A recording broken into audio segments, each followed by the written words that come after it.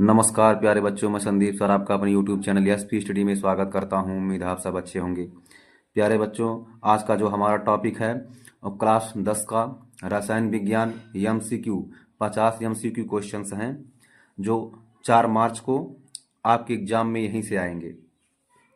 विगत कई वर्षों के पेपर को देखकर यह MCQ बनाया गया है। इससे आपको आपके एग्जाम में बहुत ही फायदा होगा। तो शुरू करते हैं।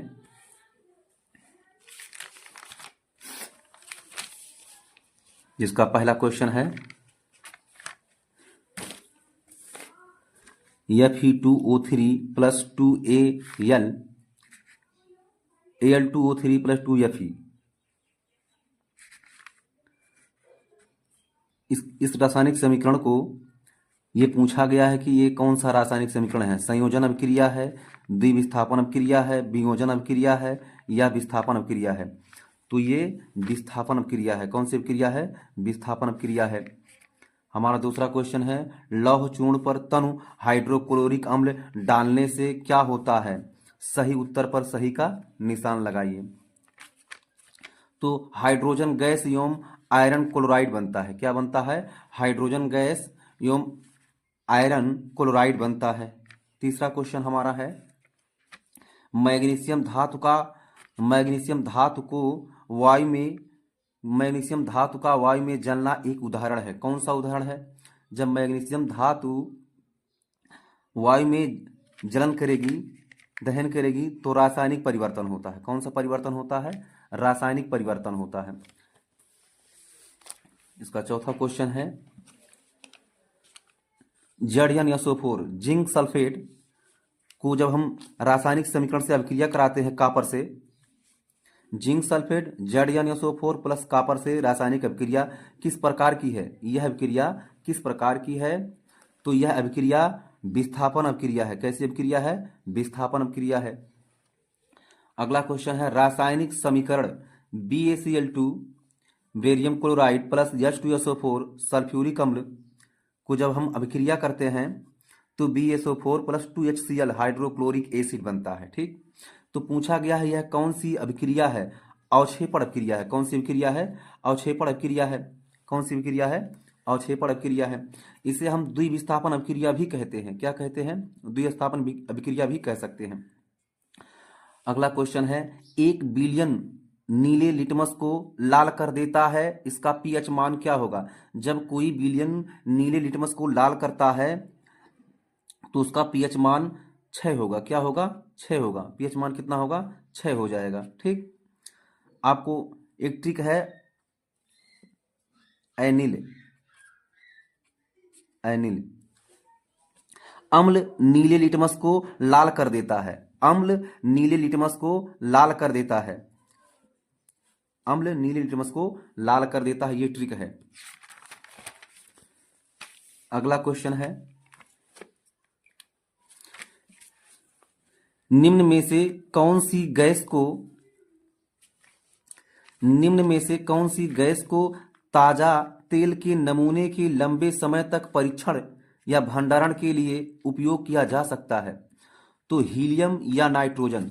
कौन सा है? हीलियम या नाइट्रोजन। हीलियम या नाइट्रोजन। अम्लीय विलयन का पीएच मान है, अम्लीय विलयन का पीएच मान 7 से कम होता है। क्या होता है? 7 से कम होता है। अम्लीय विलयन का पीएच मान 7 से कम होता है, जबकि क्षारीय विलयन का पीएच मान 7 से अधिक होता है। क्षारीय विलयन का मान 7 से अधिक होता है। उदासीन कितना होता है? तो उदासीन 7 पे होता है। ठीक, यहां हमारा उत्तर है 7 से कम। अगला क्वेश्चन है सल्फ्यूरिक अम्ल से अभिक्रिया सल्फ्यूरिक अम्ल से अम्लीय हाइड्रोजन परमाणुओं की संख्या है। सल्फ्यूरिक अम्ल में अम्लीय हाइड्रोजन परमाणुओं की संख्या कितनी है? तो कितनी है? 1 है। 2 है। कितनी है? 2 है। अगला क्वेश्चन है एसिटिक अम्ल की क्षारकता होती है, 1 होती है। एसिटिक अम्ल की क्षारकता कितनी होती है? 1 होती है। नेक्स्ट क्वेश्चन हमारा है एसिटिक अम्ल एक दुर्बल अम्ल है क्योंकि एसिटिक अम्ल एक दुर्बल अम्ल है क्योंकि इसमें आयरन की मात्रा कम होती है। इसमें आयरन की मात्रा क्या होती है? कम होती है। अगला क्वेश्चन है क्षारीय विलयन का पीएच मान। क्षारीय विलयन का पीएच मान 7 से अधिक होता है। अभी बताए हैं कि क्षारीय विलयन का पीएच मान कितना होता है, तो 7 से अधिक होता है। नेक्स्ट क्वेश्चन है अम्लीय वर्षा के जल का संभावित पीएच मान क्या होता है? 5.2 होता है अम्लीय वर्षा के जल का संभावित पीएच मान। पीएच मान की खोज किसने की थी? तो सोरेनसन नामक वैज्ञानिक ने पीएच मान की खोज की थी। ठीक, अगला क्वेश्चन इसका देख लेते हैं। अगला क्वेश्चन हमारा है H2SO4 विलयन का पीएच मान। H2SO4 विलयन का पीएच मान कितना है? तो 7 से कम है। कितना है? 7 से कम है। 7 से कम है। अगला क्वेश्चन है शुद्ध जल का पीएच मान। शुद्ध जल का पीएच मान 7 होता है। कितना होता है? 7 होता है। ये उदासीन है। क्या है? उदासीन है। जल क्या है? उदासीन है, इसलिए इसका पीएच मान 7 है। अगला क्वेश्चन है निम्न में से कौन सा तत्व तनु अम्ल के साथ संयोग करके हाइड्रोजन गैस निकालता है? तो जस्ता है। क्या है? जस्ता तनु अम्ल के साथ संयोग करके हाइड्रोजन गैस निकालता है। अगला क्वेश्चन है निम्नलिखित में से अम्लीय लवण है। अम्लीय लवण है, तो इसका विकल्प दिया गया है NaCl, NaHSO4, Na2SO4, KCN। तो हमारा क्या होगा? NaHSO4। ये क्या है? अम्लीय लवण है। क्या है? अम्लीय लवण है। अगला क्वेश्चन धोने के सोडा का रासायनिक सूत्र है। धोने के सोडे का रासायनिक सूत्र है Na2CO3 इंटू 10H2O। ये धोने का रासायनिक सूत्र है। ठीक, अगला क्वेश्चन है क्षारीय विलयन में फिनाप्थलीन सूचक का रंग होता है। तो क्षारीय विलयन में फिनाप्थलीन का रंग सूचक कैसा होता है? तो लाल होता है। कैसा होता है? लाल होता है। निम्नलिखित में से कौन सी धातु जल के साथ सामान्य ताप पर क्रिया करती है? कौन सी धातु जल के साथ क्या करती है? निम्नलिखित में से जो नीचे दिया गया है 4 विकल्प में से कौन सी धातु जल के साथ सामान्य ताप पर क्रिया करती है? तो सोडियम है। कौन सी है? सोडियम होती है। अगला क्वेश्चन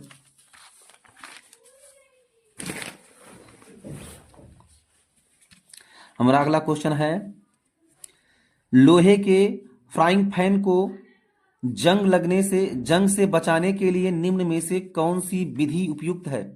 ग्रीस लगाकर, पेंट लगाकर, जिंक की परत चढ़ाकर, इनमें से सभी के द्वारा। तो सभी के द्वारा। किसके द्वारा? पेंट लगाकर भी करते हैं, ग्रीस लगाकर, जिंक की परत चढ़ाकर। तो हमारा उत्तर क्या होगा? सभी के द्वारा किया जाता है। ठीक, अगला क्वेश्चन है तांबे का अयस्क है। तो तांबे का अयस्क है मैलेकाइट। क्या है? मैलेकाइट। नेक्स्ट क्वेश्चन हमारा है निम्नलिखित में से कौन सी धातु अम्ल से हाइड्रोजन विस्थापित नहीं करती है? कौन सी धातु अम्ल से हाइड्रोजन विस्थापित नहीं करती है? तो कौन सी धातु है? कापर है। कौन सी धातु है? कापर है। अगला क्वेश्चन है हमारा निम्न में से कौन सा तत्व धात्विक है? फास्फोरस, हीलियम, लिथियम,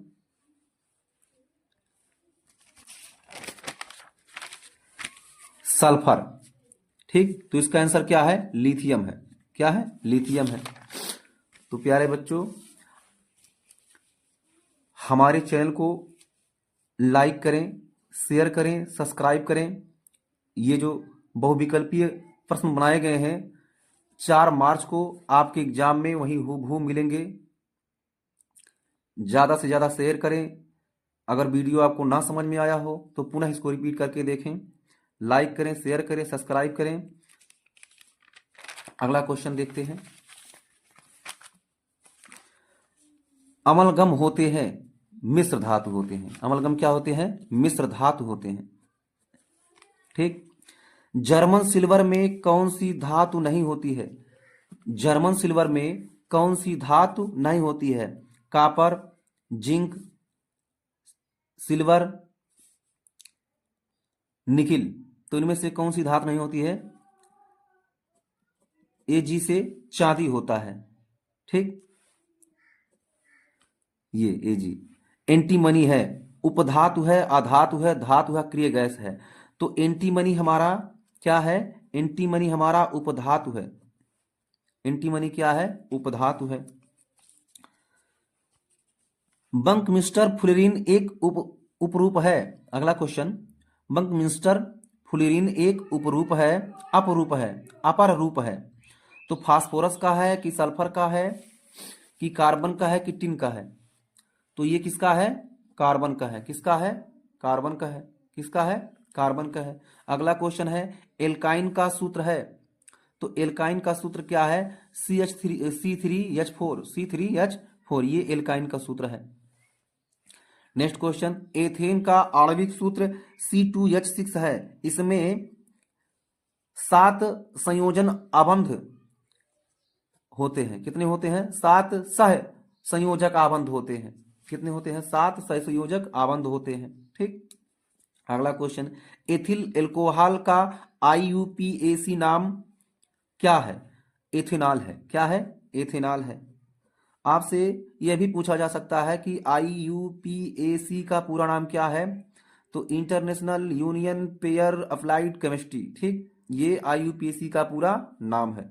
फिर से IUPAC का पूरा नाम भी पूछा जा सकता है, तो international union pair applied chemistry. ठीक, अगला क्वेश्चन हमारा है, निम्न में से किस यौगिक में OH एक क्रियात्मक समूह है? तो इसका विकल्प देखते हैं। विकल्प में है ब्यूटेनोन, ब्यूटेनॉल, ब्यूटेनोइक अम्ल, ब्यूटेनल। तो हमारा क्या होगा? ब्यूटेनोइक अम्ल। इसका सूत्र है C4H9OH। ये ब्यूटेनाइन का क्या है? सूत्र है। ठीक, ब्यूटेनॉन चतुर कार्बन यौगिक है। इसका प्रकार्यात्मक समूह है। इसका प्रकार्यात्मक समूह क्या है? कीटोन है। क्या है? कीटोन है। नेक्स्ट क्वेश्चन देखते हैं, दिए गए कार्बनिक यौगिक में कीटोनिक प्रकार्यात्मक समूह वाला है तो कौन सा है? CH3CO CH3, CH3CO CH3, ये हमारा विकल्प सही है, बी। ठीक, अगला क्वेश्चन है, निम्नलिखित में से एल्डिहाइड है। एथेनॉल क्या है? एल्डिहाइड है। एथेनॉल क्या है हमारा? एल्डिहाइड है। अगला क्वेश्चन, क्वेश्चन नंबर 36, एसिटिक अम्ल CH3COOH, एसिटिक अम्ल CH3COOH का IUPAC नाम है। तो इसका IUPAC नाम क्या है? एथेनोइक अम्ल है। क्या है? एथेनोइक अम्ल है। ठीक, विकल्प बी सही है। एल्कोहल के विहाइड्रोजनीकरण द्वारा प्राप्त होता है, एल्डिहाइड प्राप्त होता है। क्या होता है? एल्डिहाइड प्राप्त होता है। मोमबत्ती का जलना या दहन है। मोमबत्ती का जलना या दहन कौन सी अभिक्रिया है? रासायनिक अभिक्रिया है या भौतिक परिवर्तन या उष्माशोषी अभिक्रिया है कि उष्माक्षेपी अभिक्रिया? तो ये कौन सी अभिक्रिया है? उष्माक्षेपी अभिक्रिया है। अगला क्वेश्चन है, आधुनिक आवर्त वर्गीकरण का आधार है परमाणु क्रमांक। क्या है? परमाणु क्रमांक। अगला क्वेश्चन देखते हैं, क्वेश्चन नंबर 40 है, यूरेनियम है। यूरेनियम क्या है? अंतः संक्रमण धातु है। ठीक, निरूपक तत्व है। सोडियम क्या है? एक यानी से सोडियम एक निरूपक तत्व है। ठीक, अगला क्वेश्चन, सर्वाधिक धन विद्युतीय तत्व है। सर्वाधिक धन विद्युतीय तत्व कौन सा है? पोटेशियम है। क्या है? पोटेशियम है। विकर्ण संबंध के तत्व हैं। विकर्ण संबंध के तत्व हैं Li, lithium, beryllium, lithium, magnesium, lithium, sodium, lithium, silicon. तो हमारा क्या है? लिथियम और मैग्नीशियम हो जाएगा। ठीक, ये हो जाएगा। अगला क्वेश्चन है हमारा क्वेश्चन नंबर 44, किस तत्व का ऑक्साइड उभयधर्मी है? तो यस यन के तत्व क्या है, उभयधर्मी है, यस यन से टिन होता है, यस यन से क्या होता है, टिन होता है। अगला क्वेश्चन, निम्न में से उभयधर्मी ऑक्साइड है, तो Al2O3, Al2O3 क्या है, उभयधर्मी ऑक्साइड है। कौन सा ऑक्साइड है, उभयधर्मी ऑक्साइड है। मुद्रा धातु है, मुद्रा धातु क्या है, जिंक है या टिन है या सीसा है, पीबी से लेड होता है, लेड, लेड मीन सीसा, तो यहां कापर हो जाएगा, क्या होगा, कापर हो जाएगा।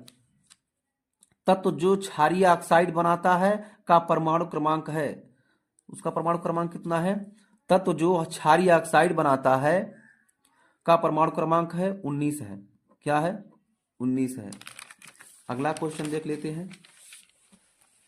क्वेश्चन नंबर 48 हमारा है, नियान है, नियान क्या है, एक अक्रिय गैस है। विद्युत बल्ब में कौन सी गैस भरी जाती है, तो विद्युत बल्ब में नाइट्रोजन और आर्गन गैस भरी जाती है, विद्युत बल्ब में नाइट्रोजन और आर्गन गैस भरी जाती है, ठीक। गुब्बारे में कौन सी गैस भरी जाती है, तो गुब्बारे में हीलियम गैस भरी जाती है, गुब्बारे में हीलियम गैस भरी जाती है। निम्न में अम्लीय ऑक्साइड है। अगला क्वेश्चन है, अम्लीय ऑक्साइड क्या है, P2O5, फास्फोरस पेंटाऑक्साइड जो है ये क्या है, ये अम्लीय ऑक्साइड है। निम्न तत्वों में से किसकी ऋणात्मकता सबसे कम है, ऋणात्मकता सबसे कम है, तो सोडियम की विद्युत ऋणात्मकता सबसे कम है, सोडियम की, ठीक। तो प्यारे बच्चों, हमारे चैनल को लाइक करें, शेयर करें, सब्सक्राइब करें। उम्मीद है ये वीडियो आपको अच्छा लगा होगा। ऐसे ही पुनः दूसरा सेशन देखने के लिए हमारे चैनल से जुड़े रहें। धन्यवाद।